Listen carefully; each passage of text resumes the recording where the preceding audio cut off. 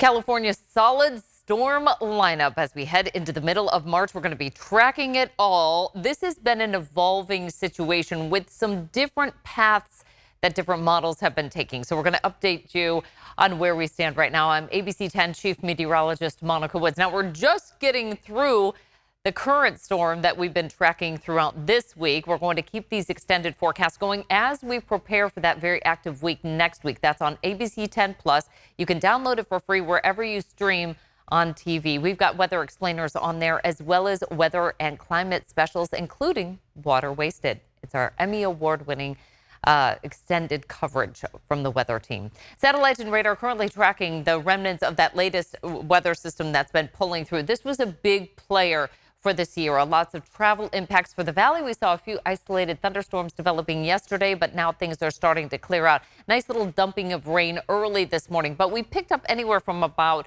5 to 10 inches of snow, most of that along Highway 50 and then points southward because the path of this particular storm, again, pulling its way through Southern California. Tomorrow we'll have the updated numbers on how much snow we actually got from this latest storm system, as well as the rain totals. We've only received about 1/10 of an inch locally throughout the valley. But again, we'll get the updated totals once this is all said and done by tomorrow, and we'll have another extended forecast for you at that point. Winter weather advisory, for the most part, is going to continue until 4 o'clock in the afternoon through the Tahoe Basin and points northward. Some of the areas south of Highway 50 along 395 through the central and southern Sierra is going to hang on to that weather advisory until 10 o'clock for tonight. So we'll continue to track the impacts for travel through the evening. Lots of snow piling up for the Sierra, so that is delaying a lot of travel. Plus, the fact that we've seen periods of that snow down to about 3,000 feet. We felt that cold blast of air coming through.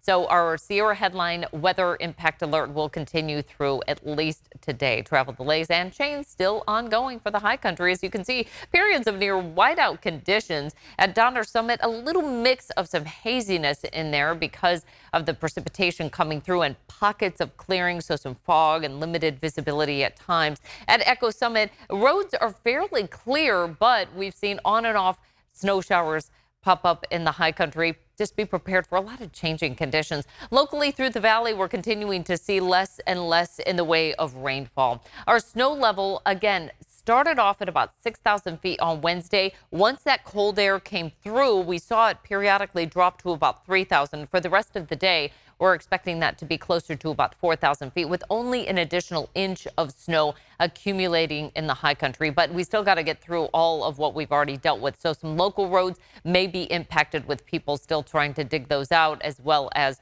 some of the local municipalities trying to just clear some of the side roads. I-80 and Highway 50, though, looking pretty good. Here's what's left as we head into our Thursday. Again, the snow will linger for the 80-50 corridor and especially south of Highway 50, at least through tonight, and then things start to clear. Notice that little bit of patchy clouds. Well, that is going to be the formation of fog. Overnight, we'll see limited visibility periodically, especially for the northern San Joaquin Valley. It's not going to last too long, though. In fact, we're going to start to clear things out by the morning commute, but then we start to see hugging Highway 99. Parts of the Central Valley are going to be dealing with areas of dense fog and little pockets of this.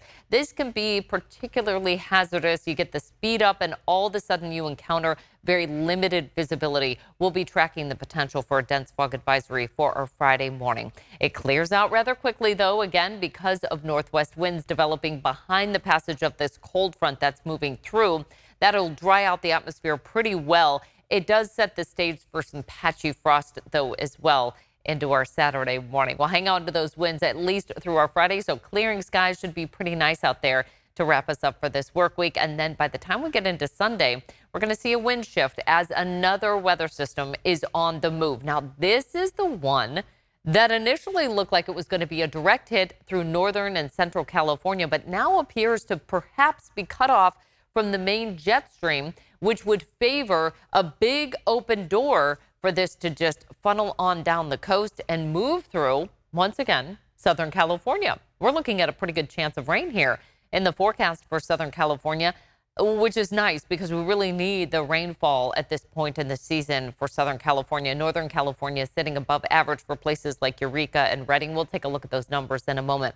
As far as the temperatures, it's a likely cooler weather pattern that we're going to be stuck in through the middle of March. So no spring feels in this forecast for the long range forecast. We'll get little nuggets of it in our 10-day outlook, but the overall general pattern is going to stay cooler than average. Likely wetter as well. That will be a little bit deeper into the forecast once we get through our Monday, Tuesday weather system, and you'll see the path of that. Now, in terms of our weather hazards outlook, we are looking at the potential for a slight risk of some heavier precipitation and that snow as well. As far as the wind, it's really hugging the coast once again, where we're favoring that second system coming through next Wednesday. Drought monitor, we saw the slightest bit of change, but it is going to make headlines because we have been in a position where we haven't seen exceptional drought on the drought monitor. This week, the new release does put a tiny sliver of the state right here in that southeast corner in the exceptional range. So that's going to be the most severe category for our drought monitor. We're now at 140 for the drought severity and coverage index. That's only up 1 from last week. Again, large scale, not a big picture change here, but those little micro scale changes are going to be the exceptional drought now appearing in California. We'll have to watch that. But again, the storm cycle that's heading our way next week should favor erasing at least some moderate drought conditions in Central California. Water year so far for downtown Sacramento, it has been feast or famine. We really started off great. November, December, basically dried out in January, and then that whole storm cycle started up again in February, delivering big water amounts. From March, we're still tallying the latest amounts, but prior to this storm system, we had about 1/4 inch of rain. So the average monthly rainfall, this is a month that we can still see some pretty decent storms come through. After this, though, we really start to dry out, and that sets the stage for the drier part of the year. In California, sometimes we talk about the two seasons, the wet season, the dry season, and we're just on the cusp of getting into that dry season, which means we'll have to rely on all the precipitation that fell through about early November into the end of March. After that, it becomes less and less likely. We'll see those big atmospheric rivers coming through. Statewide precipitation numbers looking good in Northern California. Southern California remains critically dry in some locations, and that really favored that fire development in January, unfortunately, for Southern California. Once we get some of the rain showers coming through, not only for today, but into next week as well, we should see that come down just a little bit. But given the dryness in Southern California, fire always kind of in the back of our mind with any sort of wind development that we might see on the heels of these weather systems. The latest one, again, still pulling through off through much of California, then moving in through the desert Southwest, where we're still dealing with quite a snow drought through parts of the Rockies. Nice to see some of that snow popping up there.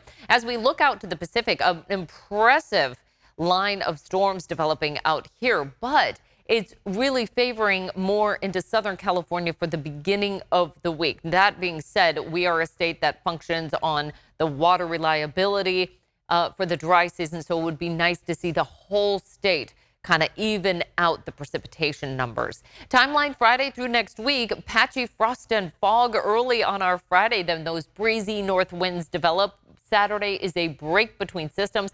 Sunday, we will see increasing clouds, but a nice temperature pattern develop. As I mentioned before, have little pockets of some warmer weather coming through. We'll see that on Sunday. Next week, it's all about the active weather that's making its return. Here's a look at our futurecast, and Friday will be a dry day for us, kind of still in the wake of some of the cooler air that settled in. Then on Sunday, we're still warm. By Monday, here's what I'm talking about. The latest forecasts are really favoring this low, cutting off from the main weather pattern and just kind of sliding its way down the coast. It's still a little far out to determine the precise location, duration, and totals that we'll see from the first storm to kind of open things up next week. But as we put this into motion, you can see how that cycles through Southern California. Northern California really not banking on that next weather system coming through until late Tuesday through Wednesday, and that will be a much bigger player. It appears right now in the forecast with heavier precipitation, both rain and snow, potentially becoming a weather impact alert for the entire region next Wednesday.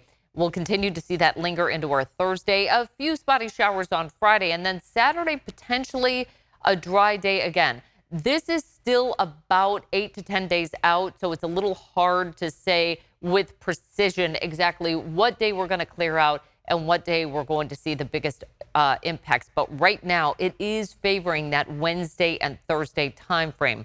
Monday storm system, also the future moisture, looking at the European model.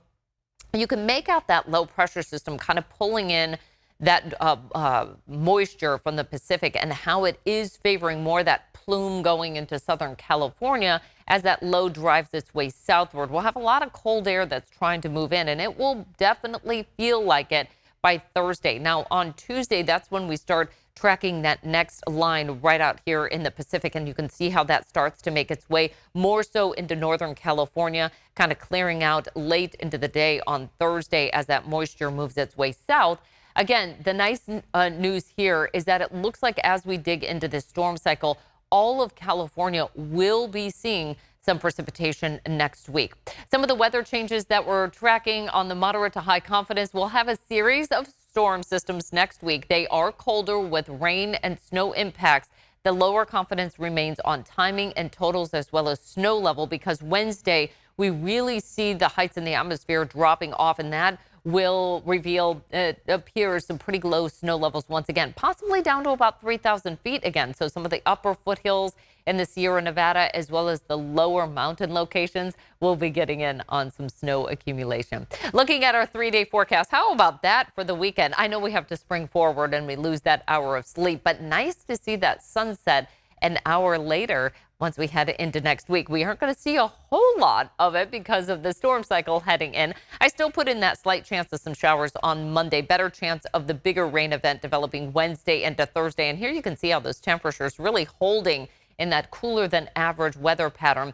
On and off showers potentially into Friday, and then again for the following weekend. Still holding off on the certainty for that. What we do know, though, is it is going to be a wet series of storms heading our way next week.